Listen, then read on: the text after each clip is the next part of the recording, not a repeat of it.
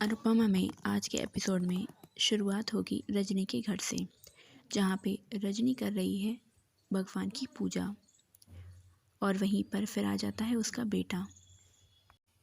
पूजा करते करते रजनी याद कर रही है कि अगर ऐसे ही चलता रहा और अगर कहीं अनुपमा अगर उससे जीत गई तो जो उसके पार्टी वाले हैं वो उसको निकाल देंगे, अगली बार शायद उसको टिकट ही नहीं देंगे, या फिर जो उसके विरोधी पार्टी है वो अनुपमा को टिकट दे देंगे और वो भी इलेक्शन में खड़ी हो जाएगी और वो मुकाबला करेगी रजनी का। यही सारी चीज़ें सोचती होती है पर रजनी को याद आता है कि उसने अपने बेटे से लिया है वादा कि वो मार देगा अनुपमा को, लगा देगा उसके घर में आग। यहाँ पे हम फ्लैशबैक में जाते हैं और ये देखते हैं कि रजनी कर रही है अपने बेटे के साथ हाथ जोड़कर विनती कि तू मार दे अनुपमा को। तूने जितनी भी गलतियाँ की हैं मैंने सब बचाया है, क्योंकि मेरे पास पावर था, पैसा था, इसलिए तू जो भी हरकत करता मैं उसको छुपा लेती थी।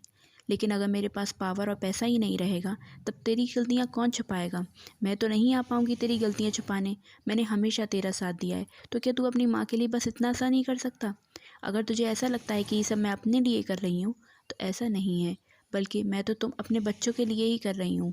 ये पावर, ये पैसा, ये बहुत ज़रूरी है दुनिया में रहने के लिए, लेकिन अगर अनुपमा मुझसे जीत जाती है तो मुझसे सब कुछ छिन जाएगा। शायद अगली बार पार्टी का टिकट ही मुझे ना मिले, फिर हम क्या करेंगे?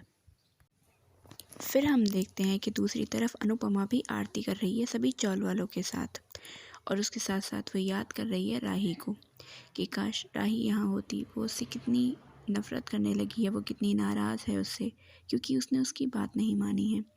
तभी वो एकदम देखती है तो उसके पड़ोस में राही खड़ी होती है। उसे देख के अनुपमा शॉक्ड हो जाती है। तभी राही कहती है, मम्मी मैं आपके साथ हूँ, हम ये लड़ाई साथ में लड़ेंगे। ये सुन के अनुपमा और सभी लोग बहुत खुश हो जाते हैं। अनुपमा भी खुश है, उसको गले लगाती है। तब राही कहती है, लेकिन माँ हमारे पास बहुत कम टाइम है, हमें आज ही कुछ करना होगा, नहीं तो हमारे पास कुछ भी नहीं बचेगा, न कोठारी हाउस और न ही चौल। सीन शिफ्ट होता है और हम देखते हैं कि अब दिखाते हैं कोठारी हाउस का सीन, जहाँ पे पराग और उसकी बीवी ख्याति बैठे हुए हैं भगवान के सामने और सोच रहे हैं कि पता नहीं ये घर बचेगा नहीं बचेगा। पराग भी सोच रहा है कि मैं कैसा बेटा हूँ जो अपनी माँ को ही तोड़ रहा है, क्या माँ ठीक हो पाएंगी अगर ये घर चला गया तो? तभी पीछे से देखते हैं वसुंधरा जी आती हैं, जिनके हाथ में दिए की थाली होती है। वो आती हैं और कहती हैं कि हाँ आज का शायद हमारा आखिरी दिन है इस घर में, आज हम पूरी रात अपने श्रीनाथ जी के साथ बिताएंगे, आज हम घर में जगराता करेंगे और उन्हीं की पूजा करेंगे।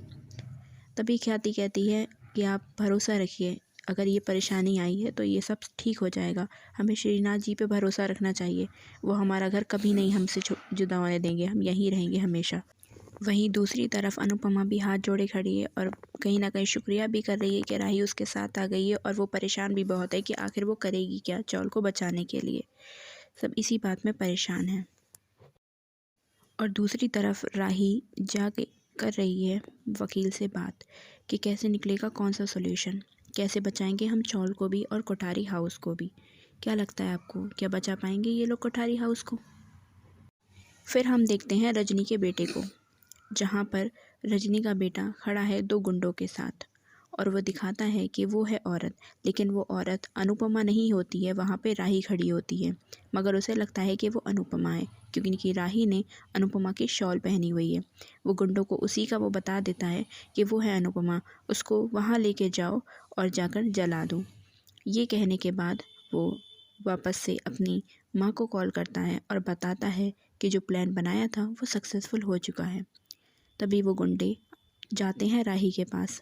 राही का मुंह दूसरी तरफ होता है तो वो लोग देख नहीं पाते वो कौन है, लेकिन वो उनको लगता है कि वो अनुपमा है, इसलिए वो उनसे कहते हैं कि आपको बात करने के लिए बुलाया है बिल्डर ने, आप चलिए हमारे साथ। वो पूछती है इतनी रात को कौन सी बात करनी है, मगर फिर भी वो अनुपमा की जगह सोचती है कि वो खुद ही जाएगी। वो उठती है, कहती है ठीक है मैं जाऊंगी।